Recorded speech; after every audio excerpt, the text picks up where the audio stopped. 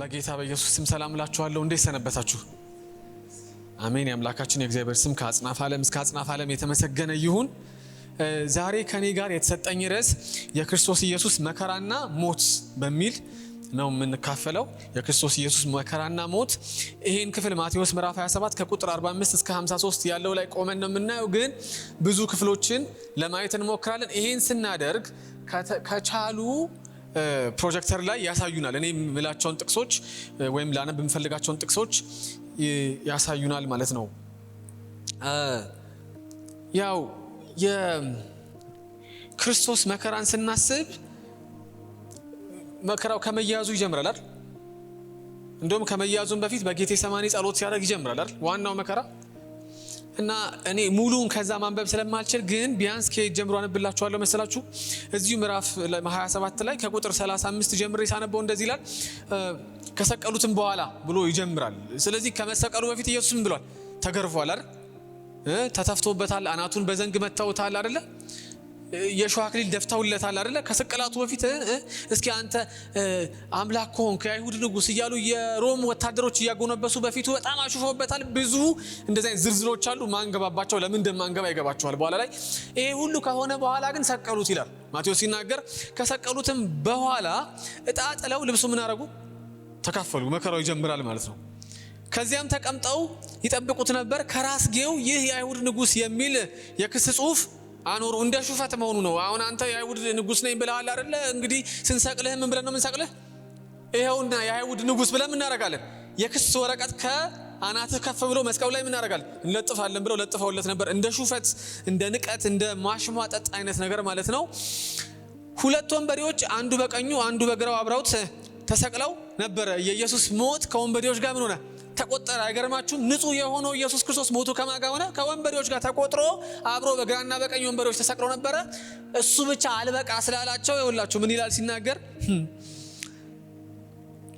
መንገድ ኃላፊዎችም በኃይል እየተሳደቡና ራሳቸውን እየነቀነቁ ቤተ መቅደስን አፍርሰህ በ3 ቀን ውስጥ የምትሰራው እስቲ ራስህን አድን፣ የእግዚአብሔር ልጅ ከሆንክ በል ከመስቀል ላይ ውረድ ይሉት ነበረ። ምኖች? መንገድ ኃላፊዎች፣ የሚያልፉ ሰዎች ይሰርቡት ነበረ። ቤተ መቅደሱን አፍርቼ በ3 ቀን ገነባለሁ ብለህ ነበር አይደል? እስኪ ከመስቀል ላይ ውረድ፣ እሱ ይቅርብህና ምን በል እስቲ ራስህን ምን በል አድን፣ የእግዚአብሔር ልጅ ነኝ ትለለ እስኪ ራስህን አድን እያሉ ይሳለቁበት ነበር። የካህናት አለቆችም ከኦሪት ሕግ መምህራንና ከሽማግሌዎች ጋር ሆነው እያሾፉበት እንዲህ ይሉ ነበር። ማሾፍ በካህናትና በሕግ መምህራን ያምራል እንዴ? በመንገደኛ ሊያምር ይችላል አይደል? አልፎ ሀያጅ በሆነው ሰው ሊያምር ይችል ይሆናል። እንዴት ነው በአንድ ካህን በሕግ መምህር ሹፈት የሚሆነው? ያሾፉበት ነበር። ምን እያሉ ካላችሁ የሚሉት እንደዚህ ነው ይላችሁ። ሌሎችን አዳነ፣ ራሱን ግን ማዳን አይችልም። የእስራኤል ንጉሥ ከሆነ አሁን ከመስቀል ይውረድ፣ እኛም እናምንበታለን። በእግዚአብሔር ታምኗል፣ የእግዚአብሔር ልጅ ነኝ ይል ስለነበር እስቲ ከወደደው አሁን ያድነው። ከእርሱ ጋር የተሰቀሉት ወንበዴዎችም እንደዚሁ የስድብ ናዳ ያወርዱበት ነበር እና የክርስቶስ ኢየሱስ መከራው ብዙ ነው አይደል? ግርፋቱ፣ ስቅላቱ፣ ሚስማሩ፣ መስቀሉን መሸከሙ፣ የሾህ አክሊሉ፣ ስድቡ፣ ችንካሩ ብዙ ነው። ግን ይሄ ነው ወይ ዋናው ስቃይ? የክርስቶስን መከራ ስናስብ ይሄ ነው ወይ ዋናው መከራ? አሁን አንዳንድ ሰዎች ፊልም መስራት ይችላሉ። በቃ ይኸውላችሁ መስቀሉ፣ ግርፋቱ እንደዚህ ላዩ ላይ ሆኖ ሲባጠጠው ቆዳውን እንደዚህ ሲገባበት ሾኩ ምናምን ይላሉ። ልክ ነው፣ መከራ ነው እሱ። እሱ ነበረው ኢየሱስን ያስፈራው። የክርስቶስ ኢየሱስ መከራው እሱ ነበረው ዋናው መከራ ብሎ ማሰብ ጥሩ ነው። የድነታችን መልህቅ የሆነው ክርስቶስ ኢየሱስ ጌቴሰማኒ ላይ የጸለየው ይህም መከራ ነው ወይ? እና ማቴዎስ ምዕራፍ 27 ቁጥር 45 ላይ ሲጀምር ምን ይላል? በጣም ነው የሚገርመኝ። ከቀኑ 6 ሰዓት ጀምሮ እስከ 9 ሰዓት ድረስ በምድር ላይ ምን ሆነ? ጨለማ ሆነ ይላል። ጨለማ ሆነ። ከስንት ሰዓት ጀምሮ? ከቀኑ 6 ሰዓት እስከ 9 ሰዓት።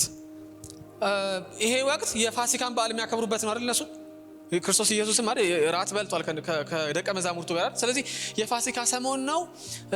አንዳንድ ጊዜ ይሄ ፉል ሙን እና ኒው ሙን የሚባል እናንተ ወጣቶች ስለሆናችሁ እንግሊዝኛ ቢጠቀም ይገባቸዋል። ይሄ ሙሉ ጨረቃና ወይም አዲስ ጨረቃ የሚባል ሁለት ሐሳብ አለ። ምንድነው ሐሳቡ መሰላችሁ? ሄዳችሁ ብታጠኑት ሙሉ ጨረቃ ከሆነ ማለት ነው ጨረቃ ከምድርና ከፀሐይ በተቃራኒ ነው የምትሆነው። ገብቷችኋል? ጨረቃ ከምድርና ከፀሐይ ምንድነው የምትሆነው?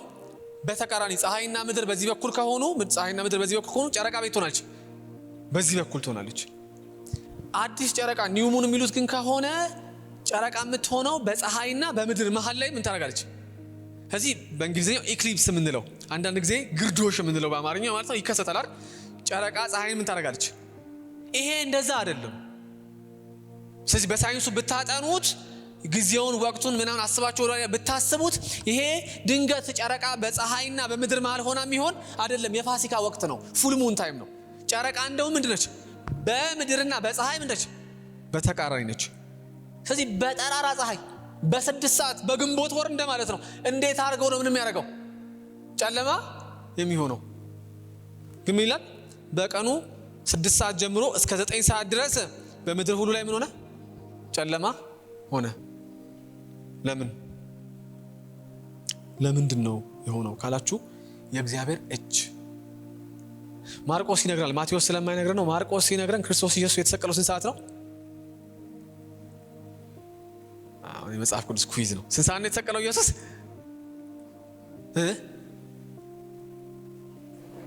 6 ሰዓት። እሺ ሌላ የሚነግረኝ አለ? ብዙ ዓመት አክብረናል ፋሲካናል ስቅለትን። ኢየሱስ የተሰቀለው 3 ሰዓት ነው እና ከ3 ሰዓት እስከ 6 ሰዓት ጨለማ አልነበረም። 6 ሰዓት ሲሆን ግን ምን ሆነ ይላል? እስከ 9 ሰዓት ድረስ በምድር ሁሉ ምን ሆነ? ጨለማ ሆነ ይላል። ለምንድን ነው እንደዚህ የሆነው ብንል አሞጽ ምዕራፍ 8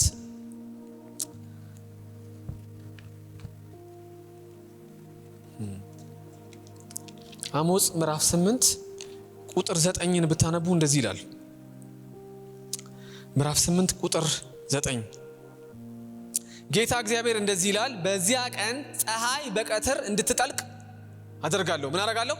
በቀትር በ6 ሰዓት እንድትጠልቅ አደርጋለሁ። ምድርንም ደማቅ ብርሃን ሳለ በቀን ምን አደርጋታለሁ?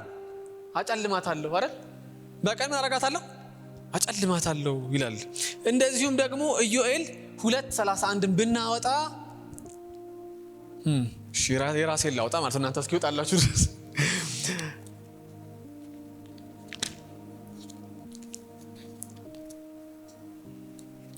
ኢዮኤል ምዕራፍ 2 ቁጥር 31 ጋር ምን ይላል ሲናገር ኢዮኤል ታላቁና የሚያስፈራ የእግዚአብሔር ቀን ከመምጣቱ በፊት ፀሐይ ምን ታደርጋለች? ትጨልማለች፣ ጨረቃም ወደ ደም ትለወጣለች ይላል። እንደዚሁም ሶፎንያስ 1:15 ላይ ብትሄዱ እንደዚህ ይላል ሲናገር ያ ቀን የመዓት ቀን፣ የመከራና የጭንቀት ቀን፣ የሁከትና የጥፋት ቀን፣ የጨለማና የጭጋግ ቀን፣ የደመናና የድቅድቅ ጨለማ ቀን ይሆናል። ስለዚህ ለምንድን ነው የጨለማው ካላችሁ የእግዚአብሔር እጅ። ግን የእግዚአብሔር እጅ ሲመጣ ምንድን ነው ያደረገው? ጨለማው ምንድን ነው ግቡ ካላችሁ ትርጉሙ ፍርድ ነው።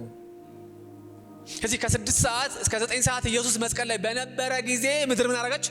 ጨለመች ይችላሉ። ስለዚህ አሁን ሙግት አለ። አንዳንድ የነገረ መለኮት ሰዎች ምድር ሁላ ነች የጨለመችው ብለው የሚናገሩ አሉ። አንዳንዶች ደግሞ አይ አይደለም እስራኤል በተለይም ደግሞ ኢየሩሳሌም ነች የጨለመችው የሚሉ አሉ።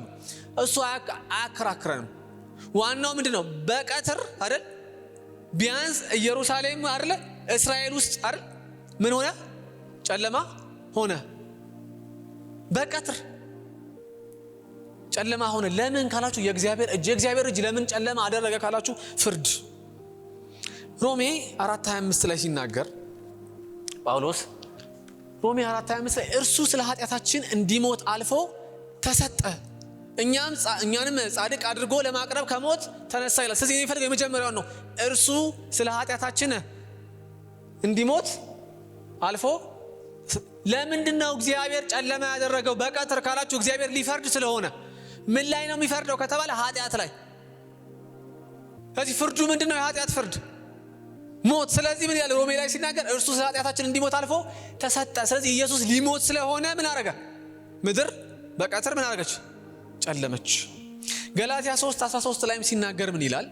በእንጨት ላይ የሚሰቀል ሁሉ የተረገመ ነው ተብሎ ስለተጻፈ ክርስቶስ ስለኛ እርግማን ሆኖ ከሕግ እርግማን ምን አረገም? ዋጀን። ስለዚህ እርግማን የሆነበት ሰዓት ነው ኢየሱስ መስቀል ላይ ስለ ኃጢአታችን ተላልፎ የተሰጠበት እርግማን የሆነበት እግዚአብሔር ሊቀጣው ቁጣውን ሊያፈስበት ፍርድ ሊያመጣ የሆነበት ሰዓት ስለሆነ ምድር ምን አደረገች? ጨለመች። ይሄ መለኮታዊ ምንድነው? ጨለማ። የፍርድ ምን? ጨለማ።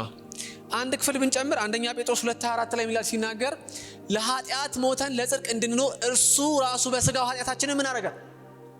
በእንጨት መስቀል ላይ ተሸከመ። ስለዚህ እግዚአብሔር ኃጢአትን ሊቀጣ ሊፈርድ ስለሆነ ምድር ምን ሆነች? ጨለመች። ምን ላይ ነው የሚፈርደው? ኃጢአት ላይ። ምድር ምን አደረገች? ጨለመች። እና የብሉይ ኪዳን ስታጠኑ ብዙ ቦታ ጨለማ የምልክት ነው። ስለዚህ ይላችኋል እግዚአብሔር እስራኤልን ከግብጽ ባርነት ሲያወጣ ምንድን ነው ያደረገው? 9ኛው ታምር 10 ታምራት አድርጎ ነው ያወጣቸው አይደል? በ10 ታምራት 9ኛው ምንድን ነው? ጨለማ። ጨለማ ነው። ስለዚህ የክርስቶስ ኢየሱስን መከራውን ስናስብ አንደኛው መከራ ምንድነው ካላችሁ የዓለሙ ሁሉ ኃጢአት ተሰብስቦ ማላይ ሊሆን ነው? ኢየሱስ ላይ ሊሆን ነው። ስለዚህ ከችንካሩ በላይ ከሾህ አክሊሉ በላይ ከግርፋቱ በላይ የክርስቶስ መከራው ምንድነው? ፍጹም የሆነ ወልድ እግዚአብሔር አይደል? ፍጹም አምላክ ሰው የሆነ ወልድ እግዚአብሔር ኃጢአት ሽራፊ የሌለበት የሁላችን የዓለሙን ሁሉ ኃጢአት ምን ሊያደርግ ነው? ሊሸከም ነው። መከራው ኢየሱስ ምንድነው ካልን የሁላችን ኃጢአት በእርሱ ላይ ማድረጉ መሸከሙ አይደል? ጴጥሮስ እኮ የሚለው ምንድነው? ለኃጢአት ሞተን ለጽድቅ እንድንኖር እርሱ ራሱ በስጋው ምን አደረገ? የሁላችንን ኃጢአት የዓለሙን ሁሉ ኃጢአት ምን አደረገ? ተሸከመ። የክርስቶስ ኢየሱስ የመጀመሪያው መከራ ምንድነው ካላችሁ የሁላችንን ኃጢአት ማድረግ በላዩ ላይ መሸከም። በላዩ ላይ መሸከም አንደኛው መከራ። ከዛ ቁጥር 46 በጣም የሚገርም ነገር ይናገራል ማቴዎስ። ምን ይላል? በ9 ሰዓት ገደማ ኢየሱስ ድምፁን ከፍ አድርጎ ኤሎሄ ኤሎሄ ላማ ሰበቅታኒ ብሎ ምን አደረገ? በታላቅ ድምፅ ጮኸ። ትርጉሙም አምላኬ አምላኬ ለምን ተውከኝ ማለት ነው ይላል። ይሄ አምላኬ አምላኬ ለምን ተውከኝ የሚለው ወይም በዕብራይስጥና በአራማይክ ተነገረ የሚባለው የክርስቶስ ኢየሱስ የመስቀል ንግግር ብታጠኑት መዝሙር 22 ላይ የምታገኙት ድምፅ ነው። መዝሙረኛ ምን ያደረገው? የጮኸው የዘመረው ወደ እግዚአብሔር የተጣራው ምንድን ነው? ድምፅ ነው። አሁን ይኸውላችሁ ኤርምያስ 7ን ብናወጣ ከ27 እስከ 29 በጣም ነው የሚገርመው። ይህን ሁሉ ትነግራቸዋለህ ይለዋል እግዚአብሔር። እነርሱ ግን ምን ያደርጉም? አይሰሙህም። ልክ እንደዚህ ዘመን የእሁድ ስብከት ላይ የሮብ ትምህርት ላይ የሐሙስ ትምህርት ላይ ቀልድ መስማት እንደሚወድ ማህበረሰብ የሚያስቅ ነገር እከሌ እኮ ኮሜዲያን ሰባኪ ነው በሚባልባት አገር ላይ እስራኤልም እንደዛ ነበረች። ቃሉን ሳይሆን ምን የሚፈልግ ነው? ቧልት የሚፈልግ ትውልድ። ስለዚህ በትነግራቸው ምን ያደርጉም? አይሰሙም። ተጠራቸውም አለ አይመልሱልህም። ስለዚህ እንዲበላቸው ይህ ሕዝብ አምላኩን እግዚአብሔርን ያልታዘዘ ምክሩን ያልተቀበለ ወገን ነው። እውነት ጠፍቷል፣ ከአንደበታቸውም ሸሽቷል። ስለዚህ እግዚአብሔር ቁጣው የወረደበትን ይህን ትውልድ ስለ ናቀውና ምን ስላደረገው ስለ ተወው ጠጉርሽን ቆርጠሽ ጣይ፣ ባድሞች ኮረብቶች ላይ ሆነሽም ሙሾ አውጪ፣ ለቅሶ ጀምሪ እንደማለት ነው። እና በጣም ነው የሚገርም። ኤርሚያስ በነገራሽ ሲጠራ እንዳይሰማ የተጠራ ነብይ ነው። እኔ ሄዳችሁ አጥኑት። ኤርሚያስ ጥሪው ምንድነው? ትነግራቸዋለህ እኮ ለኤርሚያስ አንተ ሄደህ ትነግራቸዋለህ። ምን ያደረጉም ግን እና እኔ አንዳንዴ ይገርማል። የሚሰማ ትውልድ ነው አሁን ያለን። እውነት ከእሁድ ላይ የትምህርት ቀን የምንጠብቀው ምንድነው? ከመድረክ አይደል የሚያስቅ ኮሜዲያን የሆነ ሰባኪ አይደል መለኮትን የሚገልጥልን አይደለም። የእግዚአብሔርን አእምሮ የእግዚአብሔርን ሐሳብ የሚገልጥልን አይደለም የምንጠብቀው። እንደዛ ነበሩ ነው ሳይት አይፈልጉም። እና አሁን ይኸውላችሁ ላጠፋ ትውልድ የእግዚአብሔርን ቃል ላልሰማ ትውልድ እግዚአብሔር ሲንቀው ምን ያደርገዋል? ይተወዋል። አሁን አምላኬ አምላኬ ያለው ኢየሱስ ምንድነው? ለምን ተውከኝ? ስለዚህ አይደል ኃጢአተኛ ቢተው አይደንቅም ነው የሚለው ኤርሚያስ የሚነግረን። ኃጢአተኛ ቢተው ምን ያደርግም? አይደንቅም። የእግዚአብሔር ምን ስለሆነ? ፍርድ ስለሆነ። አሁን ጥያቄው ጻድቅ ሲተውስ? ኃጢአተኛ ይተው ስራው ነው። ዘሙቶ ሰርቆ ተመኝቶ ብዙ አድርጎ ነው ገድሎ ነው። ጻድቅስ ሲተው?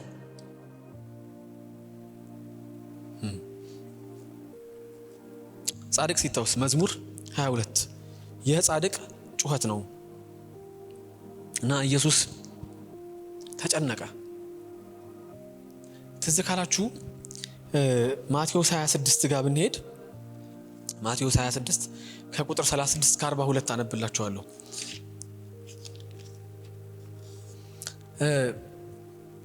ከዚህም በኋላ ኢየሱስ ከደቀ መዛሙርቱ ጋር ጌቴሴማኒ ወደሚባል ስፍራ ሄደ። ይሄ የጌታ ራት አብረው ከበሉ በኋላ የሆነ ነው አይደል? ራት አብረው ከበሉ በኋላ የት ሄደ? ጌቴሴማኒ ወደሚባል የአትክልት ስፍራ ሄደ። እነርሱንም ወደዚያ ሄጄ በምጸልይበት ጊዜ እናንተ እዚህ ተቀመጡ አላቸው። ምን አላቸው? እኔ ወደዚያ ፈቀቅ ብዬ ምን አደርጋለሁ? እጸልያለሁና እናንተ አላቸው ደቀ መዛሙርቱን በዚህ ምን አድርጉ? ቆዩ። ይሄ ሊያዝ ያለበት ሌሊት ነው እና በዚህ ቆዩ አላቸው።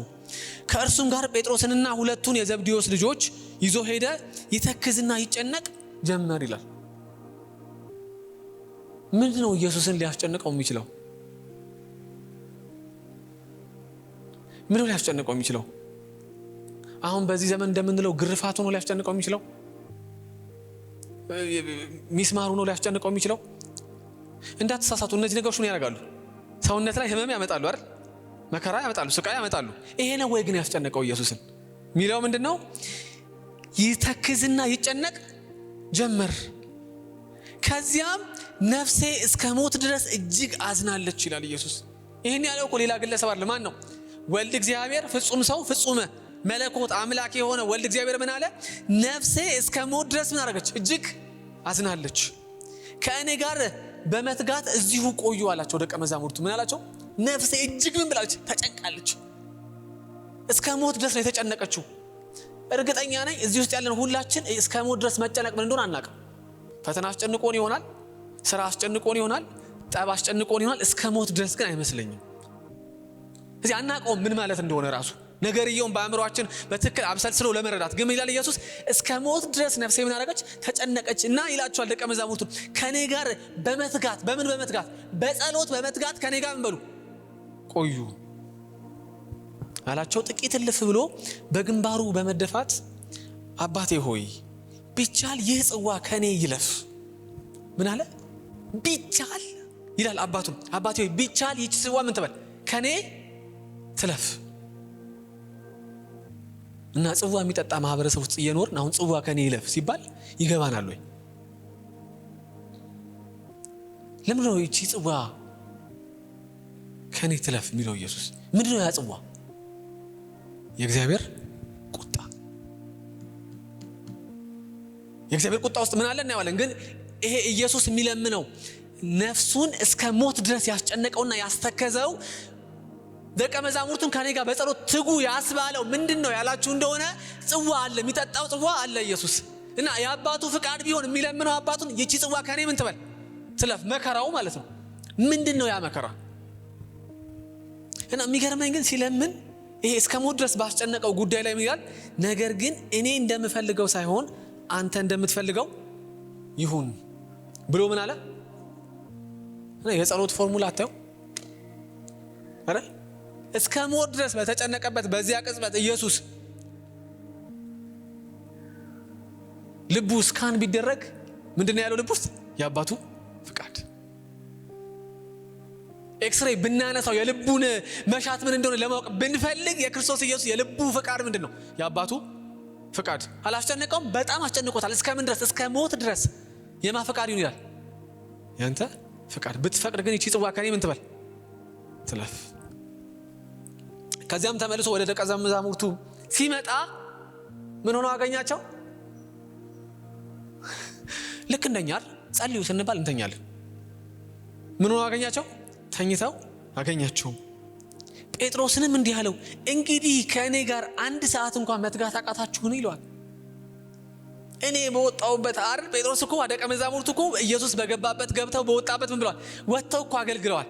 ታምራቱን አብረው አይተውታል።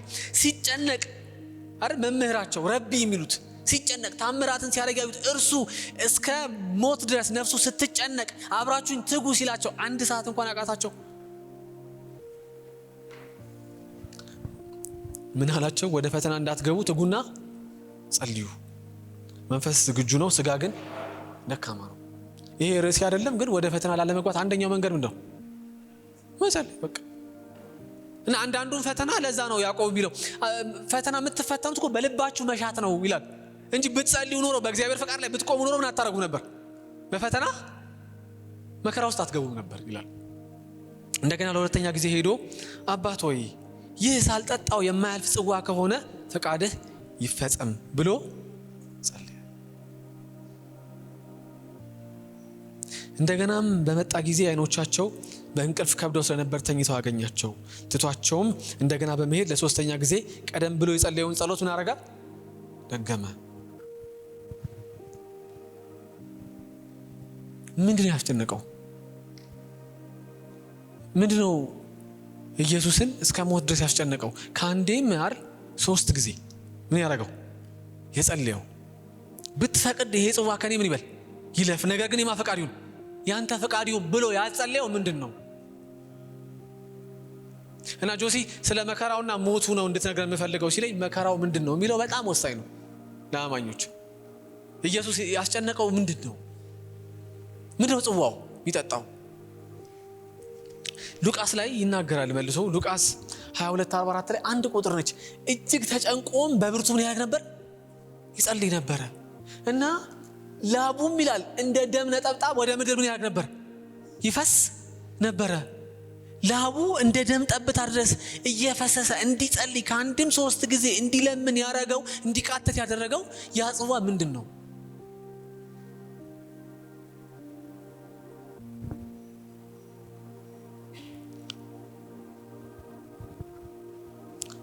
ዘዳግም 31 ላይ አንድ የሚገርም ነገር አለ። ዘዳግም 31 ከ16 እስከ 18 እንደዚህ ይላል። እግዚአብሔርም ሙሴን እንዲህ አለው፣ እነሆ ከአባቶች ጋር ልታርፍ ነው። ይህም ሕዝብ በሚገባበት ምድር በሚገኙ ባዕዳን አማልክት ወዲያውኑ ያመነዝራል። ይሄ እግዚአብሔር እኮ ያወጣው ሕዝብ ነው። ከፈርዖን ባርነት ምን ያደረገው ያስጣለው እኮ ሕዝብ ነው።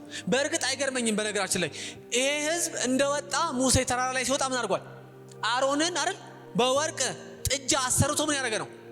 ያመለከ ሕዝብ ነው። ይሄ አዲሱ ነው። ያኛው አልቋል። በነገራችን ላይ ያ ትውልድ አልቋል። ይሄ አዲስ ትውልድ ነውና አንተም ሙሴ ትዝ ይላችኋል። ሙሴ ምን ብሎታል? አንተም ከነዓንን ምን አታረጋትም አትወርስም ብሎታል።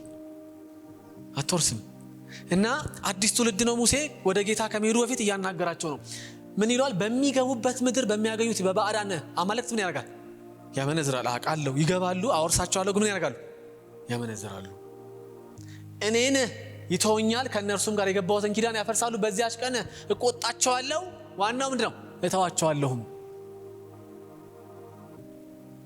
እና ብዙ ጊዜ ሰው በክርስትና ሕይወት ውስጥ ልክ በአይሁዳውያን እንደሆነው ማለት ነው፣ በእስራኤላውያን እንደሆነው ማለት ትልቁ ነገር በክርስትና ሕይወት ውስጥ የእግዚአብሔር ቅጣት የመጀመሪያው ቅጣት ምንድነው? በቤተ ክርስቲያን ውስጥ ምንድነው? በእግዚአብሔር መተው የፈለገውን እንዲያረግ ሰው የፈለገውን ኃጢአት እንዲያረግ በእግዚአብሔር ሲተው መብት ይመስለዋል። እሱ የመጀመሪያው የእግዚአብሔር ምንድነው? ቅጣት ነው። መተው። አባት የሚወደውን ልጅ ምን ያደርጋል? ይቀጣል አይደል? መተው። እና ዘዳግም ላይ ማን ሲታው እናያለን?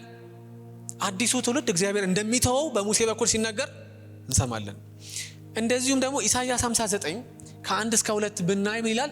እነሆ የእግዚአብሔር እጅ ከማዳን አላጠረችም፣ ጆሮውን መስማት አልተሳናትም። እግዚአብሔር ሁሉን ቻይ ነው፣ ሁሉ ጊዜ ያድናል። ነገር ግን ይላል በደላችሁ ከአምላካችሁ ለይቷችኋል፣ ኃጢአታችሁም ፊቱን ከእናንተ ሰውሮታል። በዚህ ምክንያት አይሰማም። ተዋቸው።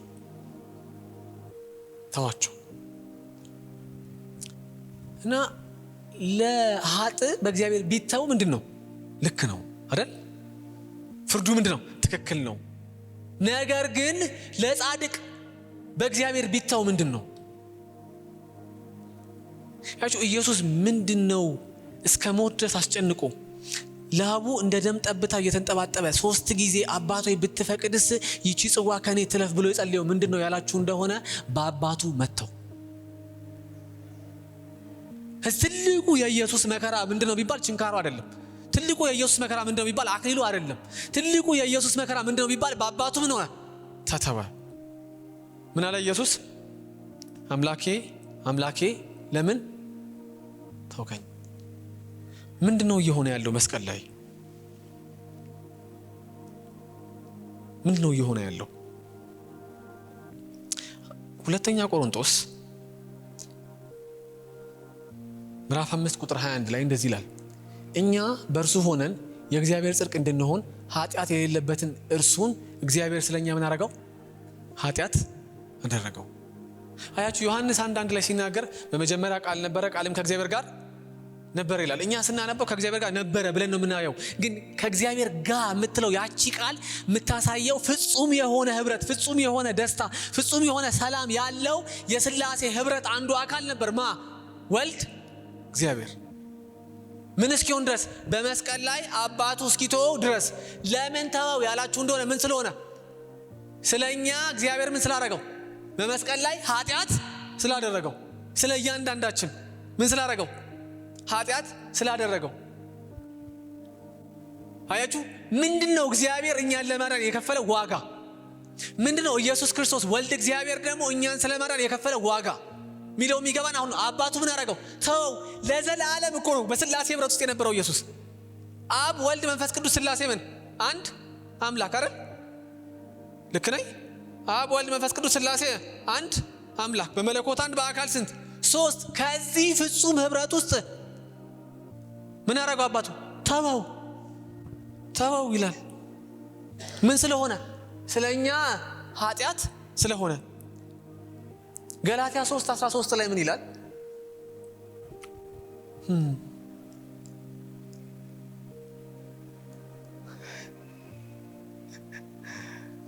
ራሱ ነው የሚቀይረው እንዴ? ልዩ ላፕቶፕ ነው ያላችሁ? እኔ ገልጬ ላነብላችሁ። ገላትያ 3:13 እንደዚህ ይላል፣ በእንጨት ላይ የሚሰቀል ሁሉ የተረገመ ነው ተብሎ ስለተጻፈ ክርስቶስ ስለኛ እርግማን ሆኖ ከሕግ እርግማን ምን ሆነ? አንድ ኃጢአት አደረገው ይላል። ሁለት ደግሞ ምን ሆነ? እርግማን ሆነ። ምናልባት ወደ ኋላ መለስ ብዬ መናገር ያለብኝ ኃጢአት አደረገው ሲል አንድ ልብ ማድረግ ያለብን ነገር ክርስቶስ ኢየሱስ ምንድነው? ፍጹም ነው አይደል? ከኃጢአት በስተቀር እንደ ሰው በሁሉ ነገር ምን አድርጓል? ተመላልሷል። በሁሉ ነገር እኛ ምን ብሏል? መስሏል አይደል? ምን ማለት ነው ኃጢአት አደረገው ማለት?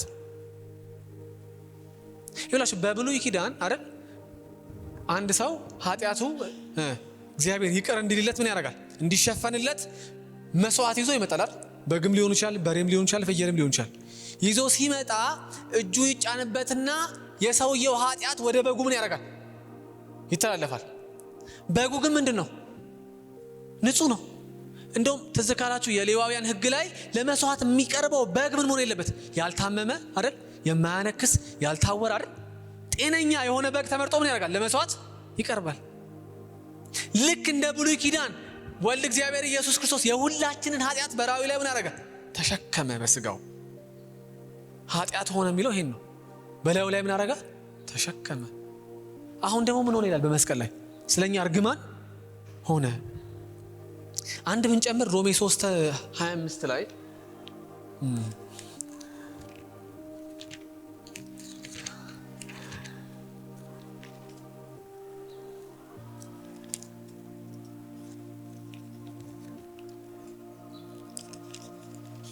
ሮሜ 3:25 ላይ እንደዚህ ይላል፣ በደሙም በሆነው እምነት እግዚአብሔር የማስተስሪያ መስዋዕት አድርጎ አቅርቦታል።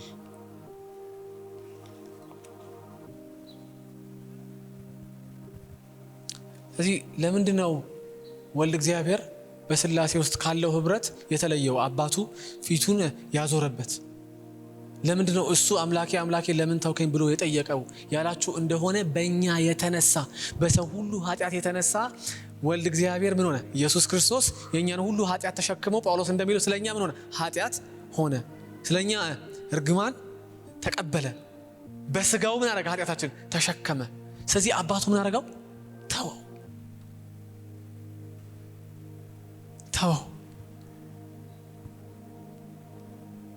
ዕንባቆም 1:13 ሲናገር ዓይኖችህ ክፉን እንዳያዩ እጅግ ንጹሐን ናቸው፣ አንተ በደልን መታገስ አትችልም ይላል። ዓይኖችህ ኃጢአትን እንዳያዩ ምንድን ናቸው? ንጹህ ናቸው። ታዲያ ልጁን ወልድ እግዚአብሔርን እግዚአብሔር አብ እንዴት ነው የሚያው? የዓለምን ሁሉ ኃጢአት ምን ብሎ ተሸክሞ። አባቱ ምን ያደረገው? ተወው። ለምን? ዓይኑ ክፉን እንዳያይ ምንድን ነው? የእግዚአብሔር አብ ዓይን እጅግ ንጹህ ነው። መዝሙር 22:3 ላይ ኢየሱስ የዘመረው ላይ ብታዩት እንዲህ ይላል፣ አንተ ግን ቅዱስ ነጋሲ ነህ፣ አምላኬ አምላኬ ለምን ተውከኝ ካለ በኋላ ዘማሪው ይላል አንተ ግን ምንድነህ? ቅዱስ ነህ፣ ቅዱስ ነህ።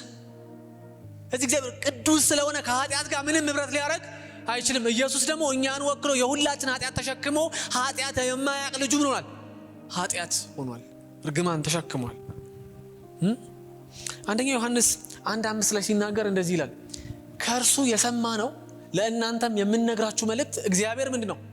ብርሃን ነው፣ ጨለማን በእርሱ ዘንድ ከቶ የለም። እንዴት አድርጎ ነው እግዚአብሔር ፍጹም ብርሃን የሆነው እሱ ከልጁ ከክርስቶስ ኢየሱስ ጋር የሁላችን ኃጢአት ከተሸከመው ጋር ምን የሚያደርገው? ህብረት የሚያደርገው? እዚህ መስቀል ላይ ምን ያደርገው? ተወው።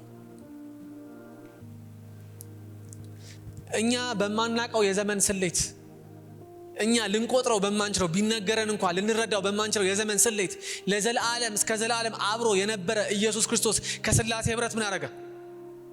ተለየ። አምላክነቱን አልተወም፣ ፍጹም አምላክ ነው፣ ከአምላክነቱ አልተቀነሰም። ከህብረቱ ከሥላሴ ህብረት ግን ምን አደረገ? ተለየ። ማን ያለው? ራሱ ኢየሱስ። አምላኬ አምላኬ ስለምን ተውከኝ?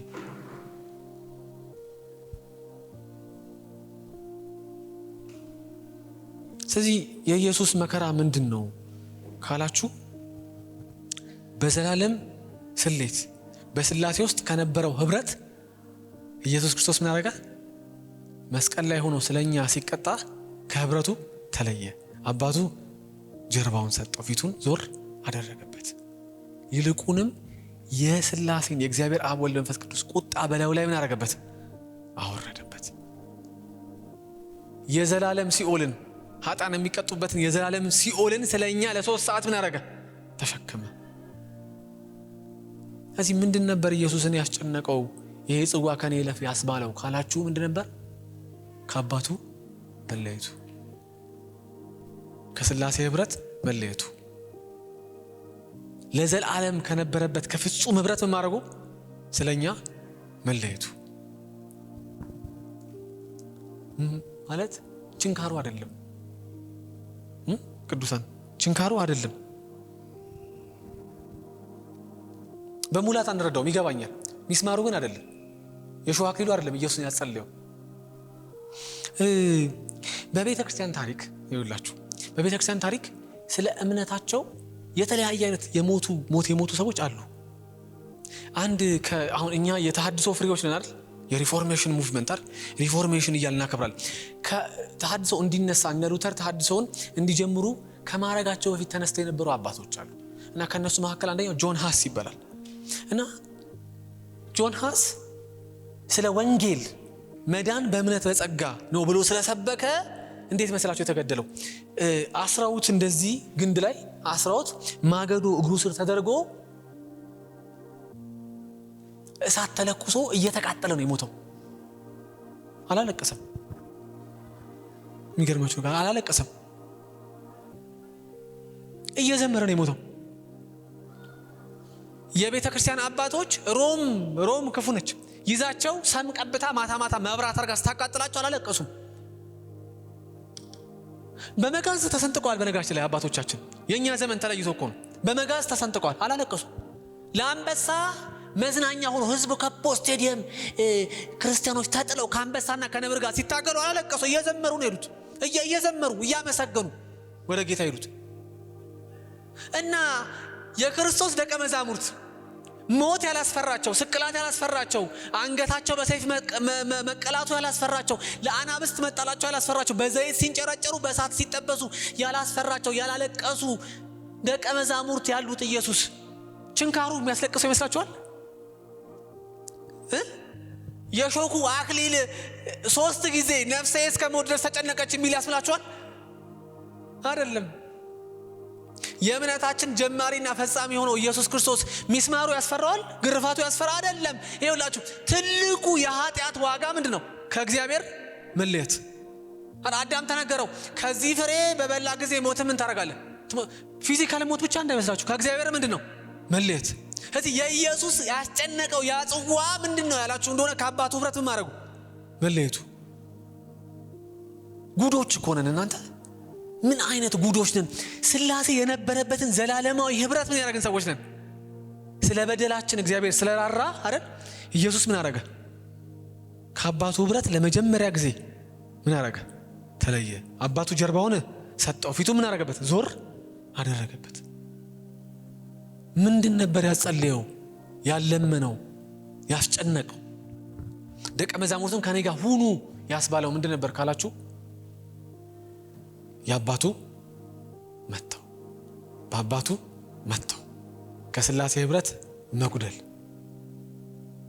መከራው ጆሲዬ ነው የጸለየው ኢየሱስ። የፈራው ባልጠጣ ቢያልፈኝ ይጽዋ ያለው ከአባቱ ህብረት ምንድነው?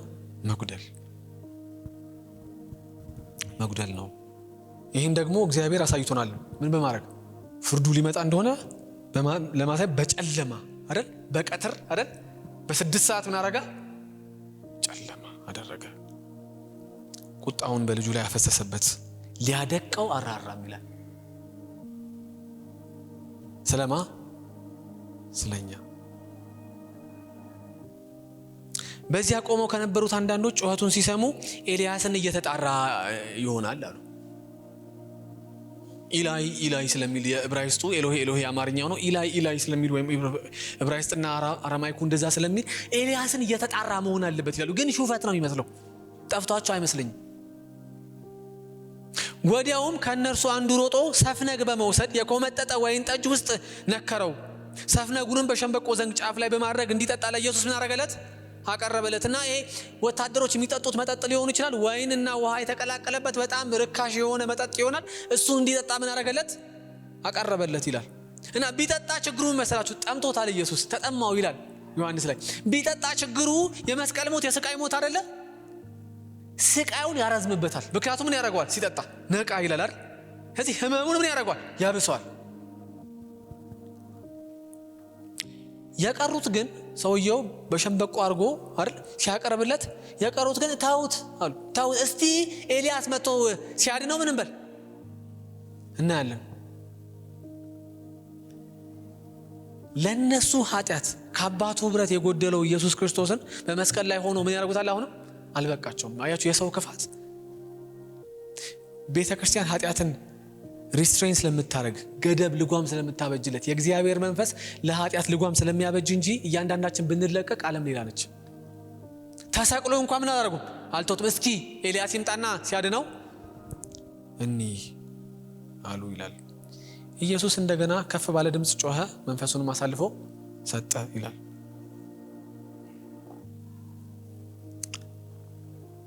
አያችሁ አሁን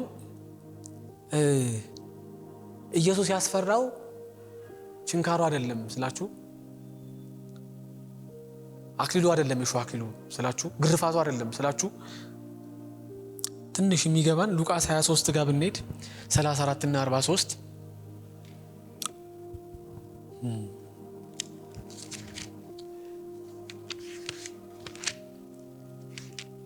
ሉቃስ 23 34 እንደዚህ ይላል። ኢየሱስ ተሰቅሎ ነው 34 ላይ ኢየሱስም አባት ሆይ የሚያደርጉትን አያውቁምና ይቅር በላቸው አለ። መስቀል ላይ እኮ ነው ያለው።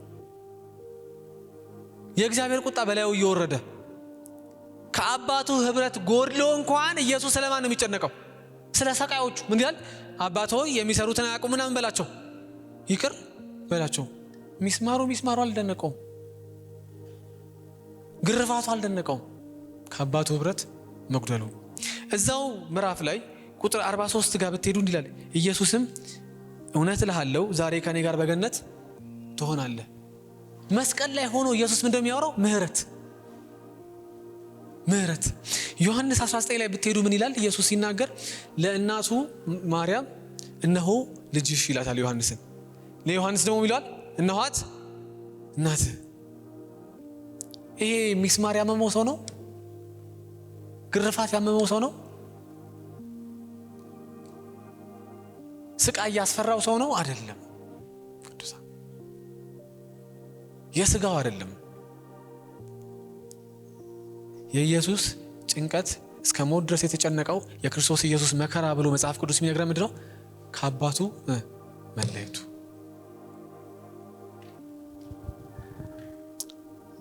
እና ለዚህ ምስክር በጣም ነው የሚገርመው። ሚላል ቁጥር 51 ላይ በዚያ ቀን የቤተ መቅደስ መጋረጃ ከላይ እስከ ታች ለሁለት ምን አደረገ?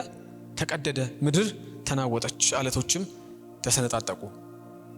መለኮታዊ ቅጣት፣ መለኮታዊ ቁጣ መርካቱን የሚያሳይ ምልክት።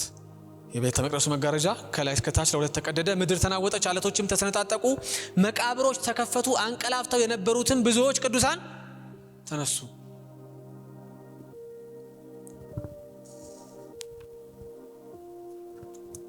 ከመቃብርን በመውጣት ከኢየሱስ ትንሣኤ በኋላ ወደ ቅድስት ከተማ ገብተው ለብዙዎች ታዩ። ምንድነው ተዛምዶ? የመጀመሪያ ሰው በደለኛ ነው። እኛ ሁላችን ሞት የተገባን በደለኛ ነበርን። ምን ያህል ቆም ብለን እንደምናስብ አላቅም። በየዓመቱ ይሆን የምናስበው ስቅለት በዓል በመጣ ጊዜ፣ ፋሲካ በመጣ ጊዜ፣ ወይስ በየዕለቱ የእግዚአብሔር ምሕረት እናስባለን? እኛ ሁላችን በዚህ ያለን የሰው ልጅ ሁሉ ምንድነው? በደለኛ ነው። ሞት የተገባው ነበር፣ ሊያውም የሲኦል ሞት። እግዚአብሔር ላይ ያመፀ፣ እግዚአብሔር ላይ ክፉን ያሰበ፣ እግዚአብሔርን መሆን የተመኘ፣ ከእግዚአብሔር ይልቅ የሰይጣንን ድምፅ ማዳመጥ የመረጠ ነው ሰው። ሰው ሞት ይገባው ነበር። ሰው የዘላለም ቅጣት ሲኦል ይገባው ነበር። ገሃነመ እሳት ይገባው ነበር። የእግዚአብሔር ልጅ በመስቀል ላይ አንጠልጥሎ የገደለ ማን ነው? ሰው። ስለዚህ ሞት ደግሞም የዘላለም ሞት ለሰው ሁሉ ይገባል። ትናንትናም አይደል? ዛሬም። ይህን ሪያላይዝ ማድረግ ሁል ጊዜ በክርስትና ሕይወት ውስጥ ማሰብ ጠቃሚ ነው።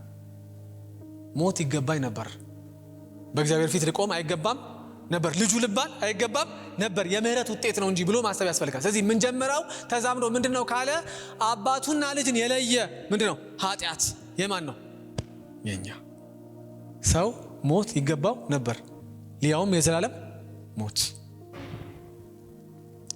ሁለተኛ ለዚህ ሞት ለተገባው፣ የዘላለም ፍርድ ለተገባው ጳውሎስ እንደሚናገር እናንተ በበደላችሁና በኃጢአታችሁ ምክንያት ምን ነበራችሁ? ሙታን ነበራችሁ። ሙታን ብቻ ደግሞ አልነበራችሁም፣ በአየር ላይ ላሉት መንፈሳውያን አለቃ ለሆነው ምን ታደርጉ ነበር? ትገዙ ነበረ። የሥጋን ምኞት እያረካችሁ ትኖሩ ነበረ የተባለ እኛ ብቸኛ ተስፋችን ምንድን ነው? መስቀሉ። ብቸኛ መንገድ ማምለጫ ምንድን ነው? መስቀሉ። ለምን ያላችሁ እንደሆነ ኃጢአት መቀጣት አለበት። አጩ እግዚአብሔር ሲቀበልን ኃጢአትን እንዳላየ ሆኖ አይደለም። እግዚአብሔር ይቅር ሲለን ኃጢአትን እንዳላየ ሆኖ አይደለም። ምን አድርጎ ነው? ኃጢአትን ቀጥቶ። እውነተኛ ፈራጅ ነው እግዚአብሔር፣ የጻድቅ ዳኛ ነው ካልን እግዚአብሔር ኃጢአትን ማረጋል መቅጣት አለበት። ኃጢአት ሊቀጣ ይገባል። ማይቀጣ ችግሩ አይደል? ማይቀጣ የእግዚአብሔር ቁጣ መርካት አለበት። ሰው ለበደለው በደል ዋጋ መከፈል አለበት አይደል? ያለ መስዋዕት ስርየት የለም፣ ያለ ቅጣት ይቅርታ የለም። ስለዚህ እንዴት ነው የሚሆነው ያላችሁ እንደሆነ መስቀሉ። ሰው አያችሁ በኃጢአት ስለወደቀ እግዚአብሔር ላይ ስላመፀ ሙት ስለሆነ የአጋንንት ልጅ ስለሆነ ልጅነቱ የሳጥናኤል ስለሆነ ኢየሱስ እንደሚናገር ልጅነቱ የሳጥናኤል ስለሆነ ምንድነው አማራጩ ቢባል የሰው ሁሉ በሙሉ ተሰብስበን አንዴ ብንቀጣ እንኳን የእግዚአብሔር ቁጣ ምን ያደርጋል? አይረካም። ኃጢአተኛ ምን መሆን ስለማይችል መስዋዕት መሆን ስለማይችል አይደል? የኃጢአተኛው ሞት የኃጢአት ስርየት መሆን አይችልም። ስለዚህ አንድ ንጹህ መገኘት አለበት። እዚህ እግዚአብሔር ምን ያደርጋል? አንድያ ልጁን ለኛ ሰጠን። ትዝ ይላችኋል የአብርሃም ታሪክ ላይ ሁሌ ይገርመኛል። አብርሃምን እግዚአብሔር ምን አለው? በእድሜ ዘመን መጨረሻ ላይ መጣና ምን አለው? ልጅህን መስዋዕት አርግልኝ አለው። እና በጣም ነው በቃ የሚገርመኝ እኔ ሳነበው የዛን ሌሊት አብርሃም ተኝቶ ይሆን ወይ ይላሉ። እንቅልፍ ባይኑ ዞሮ ይሆን ወይ? ምንድነው የተባለው? ልጅህን ሰዋልኝ። እዚህ ወጣቶች ናችሁ ብዙዎቻችሁ ልጅ የላችሁም እና በሙላት አትረዱት ይሆናል፣ ግን አንድ ቀን ታገባላችሁ፣ ትወልዳላችሁ ጃንደረባ ካልሆናችሁ በስተቀር። እና አብርሃም የዛን ሌሊት እንቅልፍ ወስዶት አደረ ወይ ብዬ እኔ አስባለሁ። እኔ አንድ ልጅ አለችኝ 4 ዓመቷ። ስትታመም እንዴት እንደምሆን ብታውቁ። ሰው ልጅ ሲታመም ሌላ ነው። ደግሞ ለሚስቱ ለሳራ ምን አላት? የዛን ቀን ማታ ከእግዚአብሔር ጋር አውርቶ ሲገባ አያችሁ፣ ይስሐቅ እኮ በልመና የተገኘ ልጅ ነው። በእድሜ ዘመን ምን ላይ መጨረሻ የእድሜ ዘመን ማሟሻ ላይ የተገኘ አይደለ? ይስሐቅ ማለት ራሱ ምን ማለት የስሙ ትርጓሜ ሳቅ አይደለ? ይስቃል ማለት ነው እኮ። ለምን መሰላችሁ? 3 እንግዶች መጥተው ነበር አብርሃም ቤትና አብርሃም ካበላቸው ካጠጣቸው በኋላ አብርሃም የዛሬ ዓመት ትወልዳለህ አሉት። እና ሳራ በድንኳን ጀርባ ሆና ምን ታደርግ ነበር? ትሰማ ነበርና ሳቀች ይላል። እና የሳቀችበት 2 ምክንያት ነው። አንደኛ ከዚህ በኋላ እኔና አብርሃም ነው የምትለው እድሜያችን ገፍቷል፣ አብሮ በመተኛት ደስታ እናገኛለን ወይ ጌታ ይሆንለታል ወይ ትላለች። ሁለተኛ እኔ እድሜ ገፍቷል፣ ማህፀኔ ምን ብሏል፣ ከዚህ በኋላ ልጅ መሸከም አይችልም። እና እግዚአብሔር ሰማትና ሳራ ለምን ሳቅሽ አላት። አይኔን ግንባር ያርገዋለች ሳራ። እኔ አልሳኩም ማለት ለማን ነው ትለው? ለእግዚአብሔር እኮ ነው። አላወቀችውም እንጂ ለማን ነው? ቤቷ ገብቶ የበላውና የጠጣው ማን ነው? መድኃኔዓለም አይደል? ስላሴ አንድ አምላክ። አይ ሳቅሽ እንጂ ይላታል። ቸር አይደል ጌታ? እኛ ብንሆን እኔ ይገርምሻል፣ በመገለጥ እዚህ ጋር ሆነሽ እዚህኛው ቅጽበት ላይ እቺን ዕቃ ይዘሽ ልታስቀምጪ ስትይ ሰምተሽኝ ሳቅሽ ምናምን ነበር። እግዚአብሔር ቸር አይደል? ምን አላት? ሳቅሽ እንጂ አላት። እና የዛሬ ዓመት ምን ታደርጋለሽ? ትወልጃለሽ።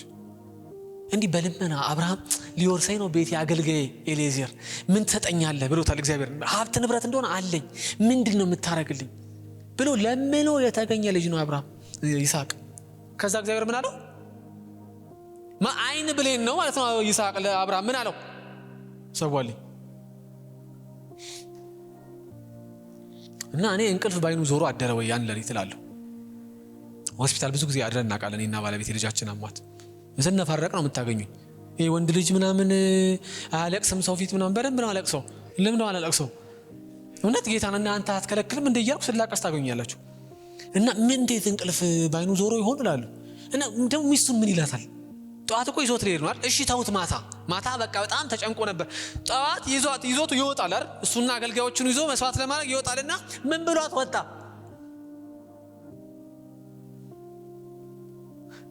በጣም ከባድ እኮ ነው።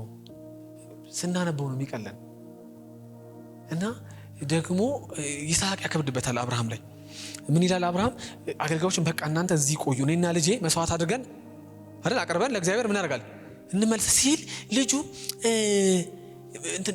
እንጨቱም አለ የሚረበረበው ለመስዋዕት መስዋዕቱ የታለ? እና እንደ አባት ምን ተሰምቶት ይሆን? ይሄ ወደ ተራራው በቀረበ ቁጥር የአብርሃም ልብ እንዴት ሆኖ ይሆን እላለሁ።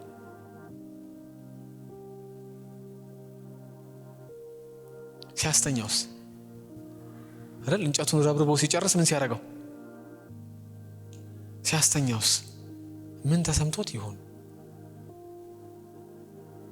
ቢላውን ሲያነሳስ? እና በጣም ነው የሚገርመው። ልክ እዛች ቅጽበት ላይ እግዚአብሔር ምን ይለዋል? ታዛዥነትህን ታማኝነትህን አይቻለሁ፣ ብላቴናውም እንዳታረክ እንዳትጎዳው፣ ሌላ በግ አለ መስዋዕት የሚሆን ብሎ ሰጠው። ምንድነው ያ በግ የሚያሳየው አይደል? ዮሐንስ ኢየሱስን ሲያልፍ አይቶት ምን አለ? የዓለምን ሁሉ ኃጢአት የሚያስወግድ የእግዚአብሔር ምን በግ ይለዋል። ምንድነው የሚመስለው ያ በግ? አሁን አብርሃም ክፉ ሆኖ ሳለ ይቅርታ እሺ አብርሃምን ኧረ ምናምን እንዳትሉኝ። አብርሃም ሰው ሆኖ ኃጢአተኛ ሆኖ መጽሐፍ ቅዱስ እንደሚያውቅ ሁላችን ክፉ ሆነን ሳለ ለልጆቻችን እንደዚህ ምንራራ ከሆነ እኛ ልናቀው ልንረዳው በማንችለው ፍጹም ፍቅር ውስጥ የሚኖር ስላሴ አምላክ አንድያ ልጁን ለመስጠት ምን ያህል ቃትቶ ይሆን? የመጣው ልጁ ወልድ እግዚአብሔር ኢየሱስ ክርስቶስ በአባቱ መስቀል ላይ ሆኖ ሲተው ምን ተሰምቶት ይሆን? ፍጹም በሆነ እኛ በማናቀው ህብረት ውስጥ ለዘለዓለም የነበረ ህብረት ውስጥ የኛ ኃጢአት ምን አደረገው? እግዚአብሔር ዋጋ አስከፈለው። ምን በማድረግ? ልጁን በመስጠት። ለልጁ ደግሞ ምን በማድረግ? የእግዚአብሔር ቁጣ በላዩ ላይ ሲፈስበት የኛን ኃጢአት በሙሉ ሲሸከም አባቱ ምን አደረገው? ተወው። እዚህ መስቀሉ ብቸኛ ምንድን ነው? የሰው ተስፋ፣ ብቸኛ የሰው ምን ማምለጫ። በዚህ ያለን ሁላችን ያመለጥነው በመስቀሉ ነው። በተከፈለ ዋጋ። ችንካር አይደለም፣ ሚስማርና ሾህ አይደለም፣ ግርፋት አይደለም። እኛ የእግዚአብሔር ልጆች ሆነን ከእግዚአብሔር ጋር ህብረት ይኖረን ዘንድ ኢየሱስ ክርስቶስ ከአባቱ ጋር የነበረውን የልጅነት ህብረት ምን አደረገ? ለዛች ሰዓት አጣ። ህብረት ይኖረው ዘንድ እኛ እና እናስታውስ፣ የተከፈለልን ዋጋ ምንድን ነው? ለዛ ነው እያንዳንዳችን የጌታን መንግስት ለመውረስ የምንመካበት ነገር የለንም። ትምክህታችን ምንድን ነው? መስቀሉ ነው። ለዛ ነው ቁጥር 51 ላይ ልብ አድርጋችሁ ከሆነ ይላል በዚያን ጊዜ የቤተ መቅደስ መጋረጃ ከላይ እስከ ታች ለሁለት ምን አደረገ? ተቀደደ። የዚህ ትርጓሜ ምን መሰላችሁ?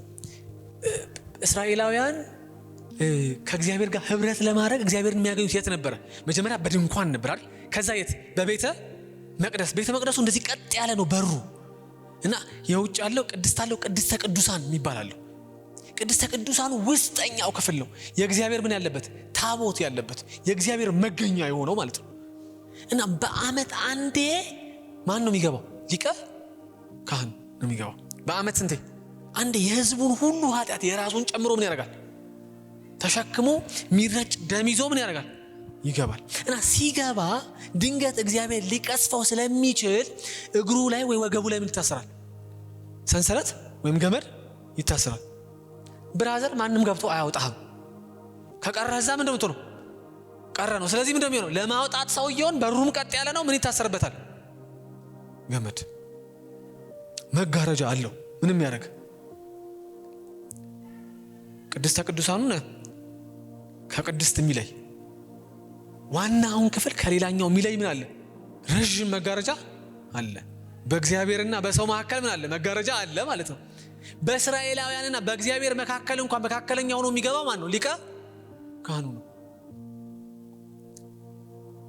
አይሽ የክርስቶስ ስራ የመጨረሻ እንደሆነ የሚያሳየው መጋረጃው ከየት ወደ ተቀደደ?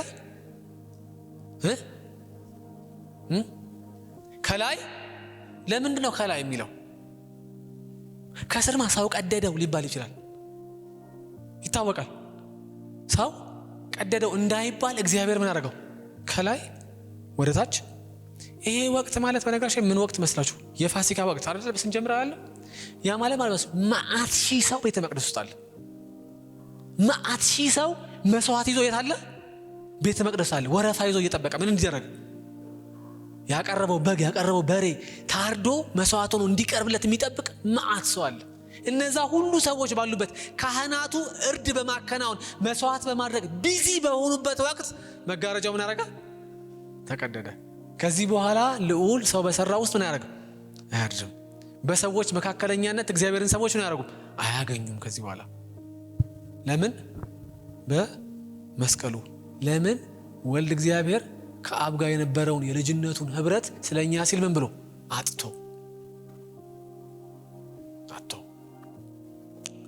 ስለዚህ ይህ ሁሉ ለኛ የተከፈለ ዋጋ ነው። እንዴት እንኑር የሚለውን ማሰብ ቅዱሳን፣ እኛ ሁላችን ዋጋ የተከፈለልን አማኞች ነን። እኛ ሁላችን ኢየሱስ ክርስቶስ ቃቶ አይደል እስከ ሞት ድረስ ተጨንቆ ይቺ ጽዋ ከኔ ብታልፍ ብሎ ከአባቱ ጋር ህብረቱን አጥቶ ለዛ ሰዓት የወለደን የምጥ ልጆቹ ነን። እንዴት እንኖር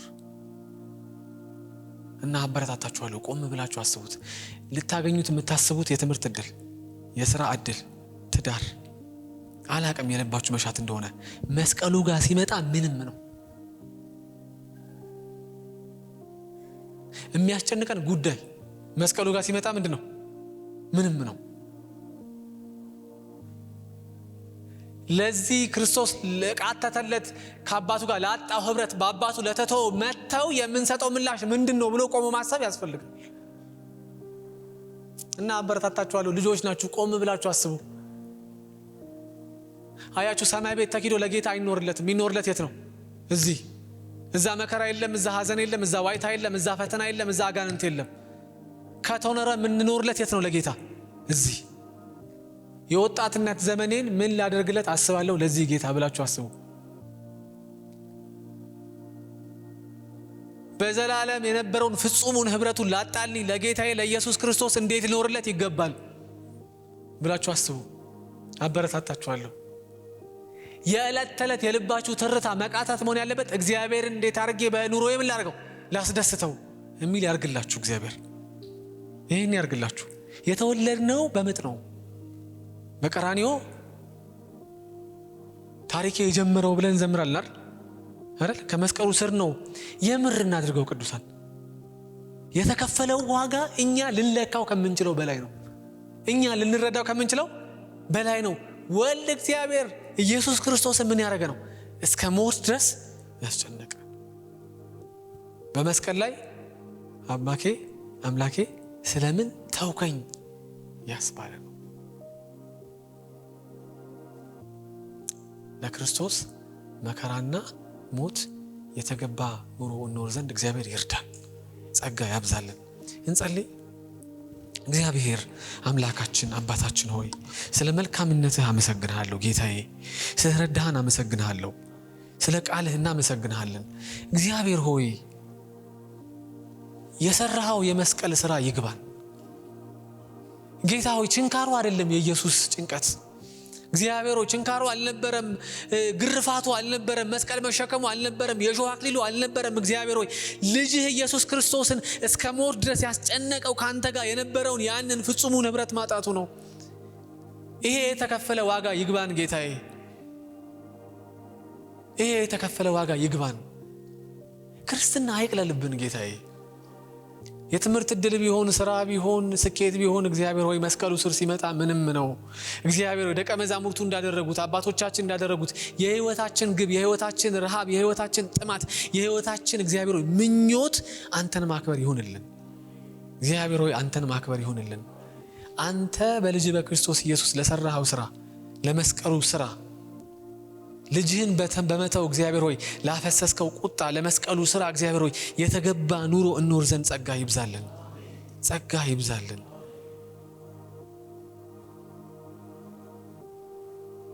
ጌታ ሆይ ዕለት ዕለት ነፍሳችን በዚህ እውነት ትያዝ። ስለምትረዳን ጸጋህን ስለምታበዛልን እናመሰግናለን። በአብ በወልድ በመንፈስ ቅዱስ አንድ አምላክ ስም አሜን።